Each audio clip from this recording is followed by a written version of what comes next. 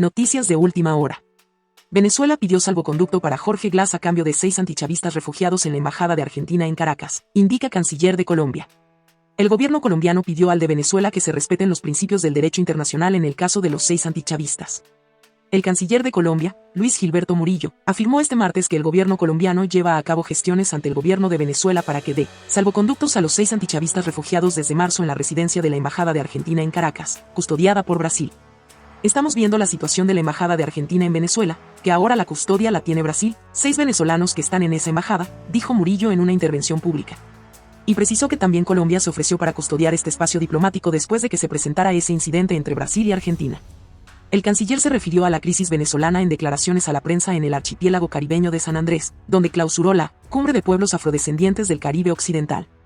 Yo fui a Brasil personalmente, por instrucción del presidente Gustavo Petro. Porque logramos en nuestra conversación con el gobierno de Venezuela que se dieran los salvoconductos a estas 6 personas. Ellos pedían que Argentina liberara a una persona muy cercana al gobierno de Venezuela y que también se le diera salvoconducto a Jorge Glass en Ecuador, continuó el canciller.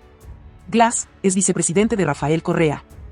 Fue detenido en la Embajada de México en Quito tras haber recibido asilo diplomático por un caso de corrupción en el que está imputado en un escándalo político que enfrentó a los gobiernos ecuatoriano y mexicano. El lunes, el gobierno colombiano pidió al de Venezuela que se respeten los principios del derecho internacional en el caso de los 6 antichavistas. En un comunicado, la Cancillería colombiana señaló, desde marzo de 2024, cuando surgió este incidente, tanto Brasil como Colombia han ofrecido sus buenos oficios para garantizar la protección y asumir la custodia de dicha sede diplomática, así como para brindar protección internacional a quienes se encuentran allí en calidad de asilados políticos. En este contexto, Murillo dijo, nosotros no podemos en las redes sociales estar diciendo estos temas diplomáticos, son confidenciales, y no pueden salir a decir que no hemos hecho nada cuando no tienen la información, o tienen desinformación o información incompleta. El canciller defendió la postura de Colombia frente a la crisis venezolana tras las elecciones presidenciales del 28 de julio, calificada como ambigua por algunos críticos, y aseguró que desde el primer momento se estableció una conversación directa con la oposición venezolana, con el gobierno venezolano y que han tenido una posición clara. Hemos dicho que tenemos nuestras dudas y reparos sobre lo que pasó en el proceso electoral. ¿Qué más quieren que hagamos? ¿Qué más quieren que digamos?, cuestionó. El expresidente Juan Manuel Santos criticó el domingo el silencio del país frente a la situación de los asilados en la Embajada de Argentina en Caracas. El gobierno colombiano no ha dicho ni una palabra frente a la oprobiosa situación que el régimen de Maduro le ha impuesto a la Embajada de Argentina, manifestó Santos, Premio Nobel de Paz en 2016, en su cuenta de X. El exmandatario cuestionó la postura en este caso de Murillo y señaló, esa posición ambivalente está saliendo cada vez más costosa. Es cuando un canciller con carácter debe imponerse, a menos de que quiera seguir de alcahueta. A pesar de la cercanía de Petro con su homólogo venezolano, Nicolás Maduro, las elecciones presidenciales de Venezuela pusieron de manifiesto las diferencias de criterio entre ambos presidentes. Cuando el primero cuestionó la inhabilitación política de la líder opositora María Corina Machado, que le impide ejercer cargos de elección popular hasta 2036. Tras las elecciones, la postura de Petro ha sido insistir en que no reconocerá la victoria de Maduro hasta que se publiquen las actas electorales. En el tema ese, estábamos viendo lo de la situación de la Embajada de Argentina en Venezuela, que ahora la tiene la custodia, la tiene Brasil. Y allí hay 6 venezolanos que están en esa embajada. Miren, desde el mismo instante que se presentó ese incidente con Brasil y Colombia, nosotros ofrecimos asumir la custodia de la Embajada de Argentina. Dina Mondino, la canciller, le ofrecimos. Cuando hubo un incidente con Brasil, ofrecimos asumirla. Yo fui a Brasil personalmente por instrucción del presidente Petro y después fui a Ecuador porque logramos en nuestra conversación con el gobierno de Venezuela de que se dieran los salvoconductos a estas 6 personas y Argentina, ellos pedían que Argentina liberara a una persona muy cercana al gobierno de Venezuela y que también se le diera salvoconducto a Jorge Glass en Ecuador. Ahora, nosotros no podemos en las redes sociales estar diciendo estos temas diplomáticos que son confidenciales. Y no pueden salir a decir que no hemos hecho nada cuando no tienen la información o lo que quieren es desinformación o no tienen la información completa. Nosotros, desde el primer momento se estableció una conversación directa con la oposición venezolana, con el gobierno venezolano y se hizo una conferencia en Bogotá. Y hemos estado activos en lo que tiene que ver con ese proceso y hemos sido claros en nuestra posición. El presidente Petro muy claramente lo ha dicho y ha invitado a que Venezuela vuelva al sistema interamericano de derechos humanos. Lo reafirmamos el viernes pasado en Ginebra. Entonces no entendemos estos pronunciamientos. Mire, Tanto el presidente y como yo también lo he hecho, en calidad de canciller, hemos insistido a las autoridades de Venezuela para que se integren de manera permanente al sistema interamericano de derechos humanos. Siempre hemos insistido en eso. Pero nosotros respetamos obviamente la soberanía y autonomía del pueblo venezolano.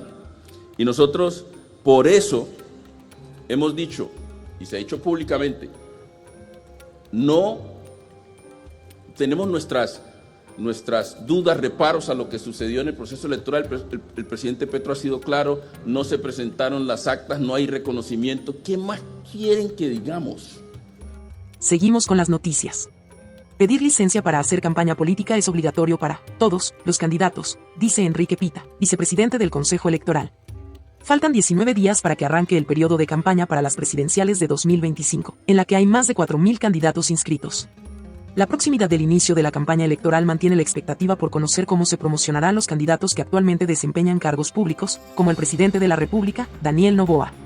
Una de las autoridades del Consejo Nacional Electoral invocó el cumplimiento de las reglas electorales. El próximo 5 de enero y hasta el 6 de febrero de 2025. Aproximadamente 4.500 candidatos empezarán oficialmente la promoción de sus propuestas para ganar la simpatía de 13.7 millones de electores que irán a las urnas el 9 de febrero de 2025 para elegir presidente y vicepresidente de la República, 151 asambleístas y 5 parlamentarios andinos.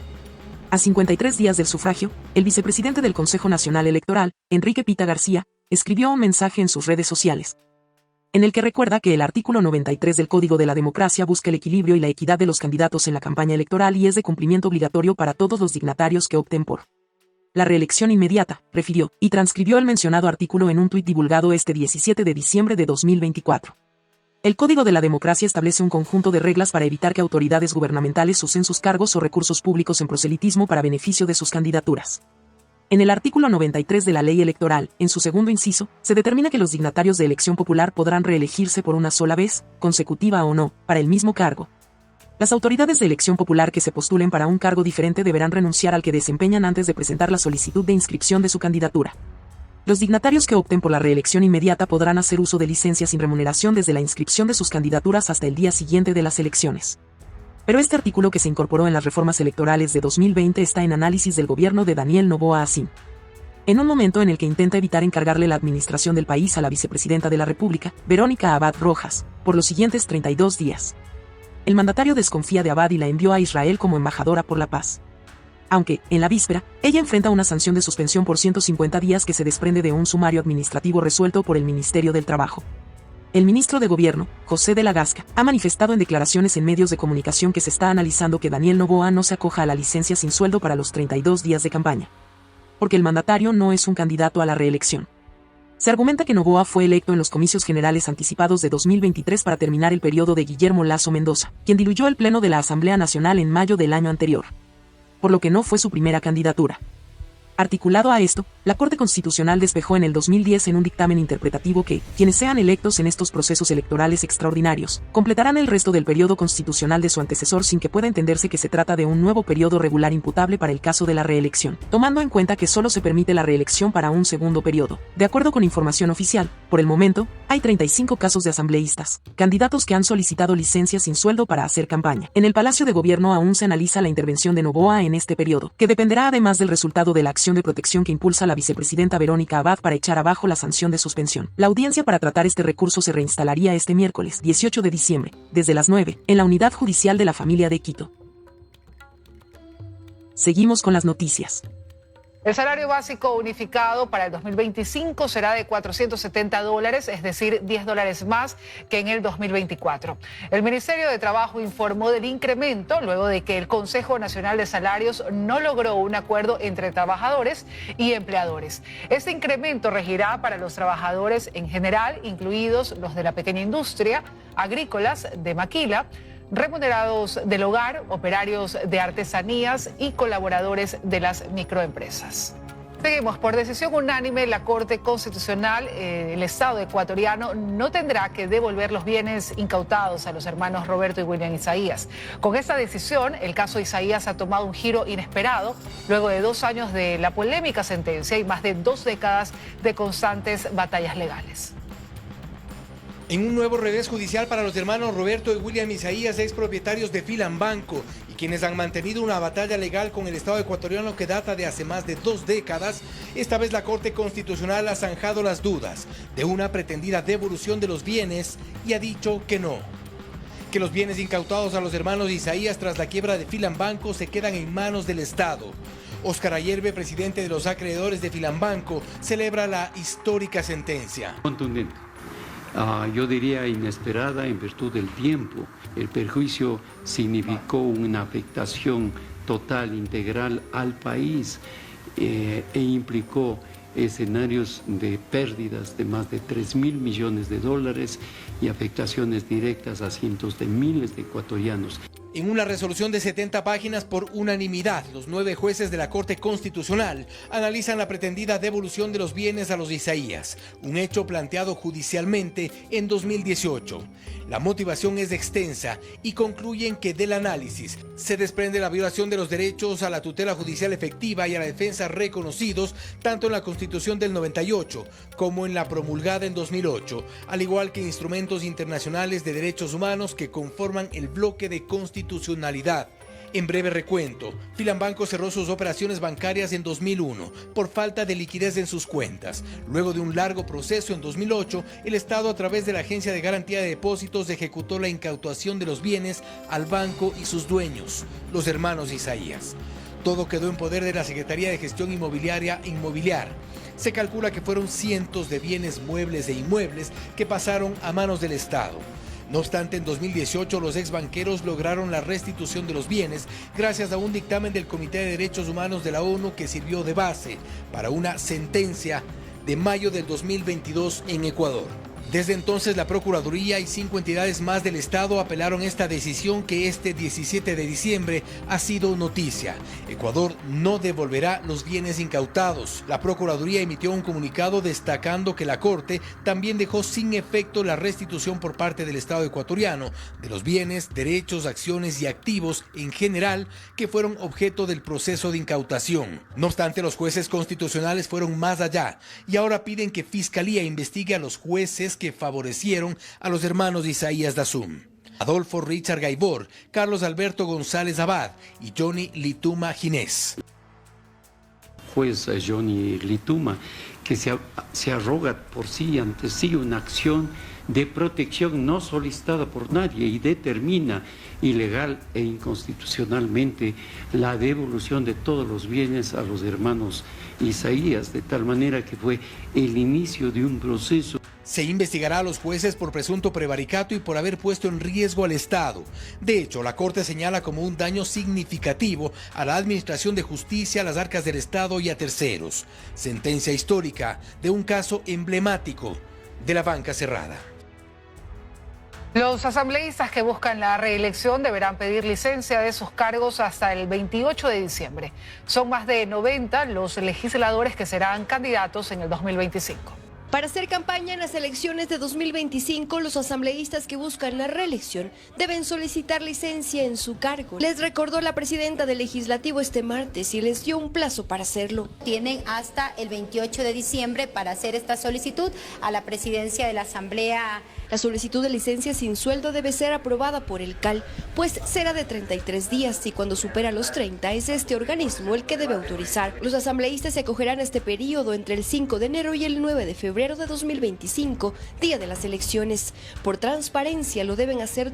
Sin embargo, la bancada de gobierno dice que es un tema que se debe analizar, pues este periodo solo dio continuidad al que se interrumpió por la muerte cruzada, asegura Adrián Castro. Considerando que este es prácticamente un gobierno que está continuando o terminando el anterior periodo y no estaría dentro de ese proceso.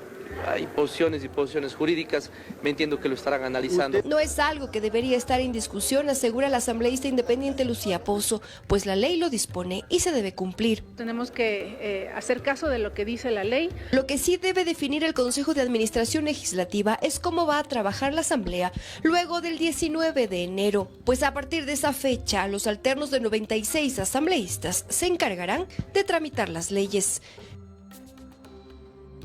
Y tras conocer que la nueva cárcel de máxima seguridad podría construirse en un sector rural de Salinas, algunos ciudadanos expresaron su preocupación.